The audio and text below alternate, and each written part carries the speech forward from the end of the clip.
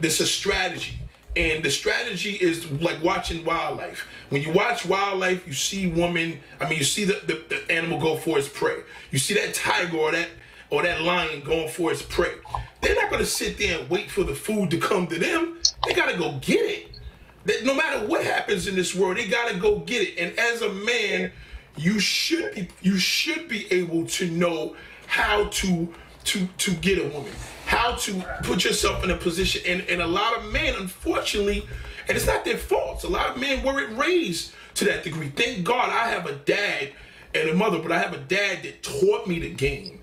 I know this. Like there's nobody could ever challenge me. There is a big demand for men of color with all races. They all want us. Trust me. I don't care how ghetto you are. I don't care how smart you are. They want us. And these Asian women love that.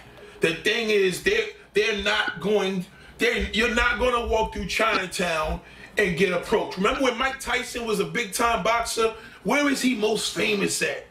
In China. They loved him out there. Where did Stephon Marbury go to play ball? China. They love us. Kimbo Slice, when he was out there, God bless his soul.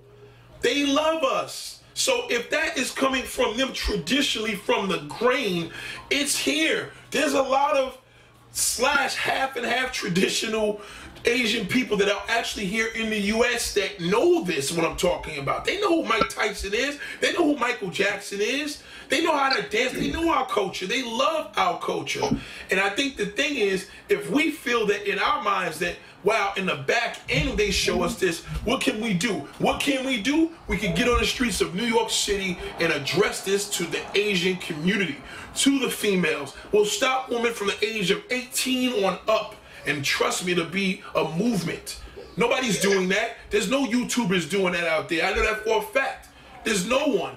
Unless they got 5 Asian females that they happen to know, and all of a sudden they're like, oh, we're going to put them on the side of the street. No, we can address this. And I feel that now that people have to be able to know that we are living in a society now that is a lot more open than you think. We just have to embrace it. It's there. We don't have to get on a plane. I tell dudes all the time, I know one loser now that talks about he's going to DR. I'm like, the fact that you're there, I know shit is bad. Because why couldn't you go to Kearney, New Jersey? Why couldn't you go to Washington Heights or the Bronx and meet you a beautiful Dominican woman that lives right here, but you have to get on a plane, go by yourself because you have to subject yourself to prostitution. Why? Because if he gets a prostitute here in New York, it's going to cost him $500. Out there, it's going to cost them $50. Go figure. They're not going out there just meeting the girls without no money. That's prostitution. You're in a third world country. You're not running to Africa and doing that. You're doing it there because you know you can't get it here. So let's break that. Let's change that and go into these Hispanic communities. Go into these Asian communities. Go into Flushing, Queens. We could go to Flushing, Queens. I'll show you areas right there. There's nothing but Asians. And we can sit there right in the corner with our cameras and a microphone and watch. And you'll see. I'll bring one of my Asian homegirls to prove it to you. Just for her being there. But once they see one, everybody is standing around. They know that black men of color are not approachable. Society is afraid of approaching us in all shapes or forms, whether it's through law enforcement or whether it's just walking down the street.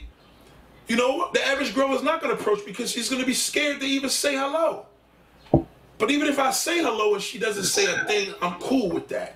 Because the next one will. And if she does it, the next one will. Somebody gonna say something. You sit out there and go into Chinatown and ask somebody give me $1. Somebody's gonna give you $1 sooner or later. Somebody's gonna give you $1 sooner or later. So you telling me if you don't tap a girl and say, listen, I admire you, I see you across the street, could we go across the street and get a pastry? Somebody's gonna say, sure, why not? I don't expect her to buy it for me. But this is what it is. And I think more men of color need to know that what is the purpose of living in a melting pot and you're not enjoying the soup? There's no purpose of that. We're living in a melting pot. It's a stew here. Everything is mixed up in one. The more gays, the better it is for us. The more criminals in jail, the better it is for us. The more losers, the better it is for us. Don't matter. Hood, the ghetto dude, he gonna approach the girl because he feel he got nothing to lose. But the guy that went to Ivy League schools, he's scared to death. Let's change that. Let's change it. We got nothing to lose. It doesn't make me a difference if I get turned down from 50 women. It's not going to make me feel any different because the average man couldn't approach 50 women in one day, nevertheless a whole week or a year.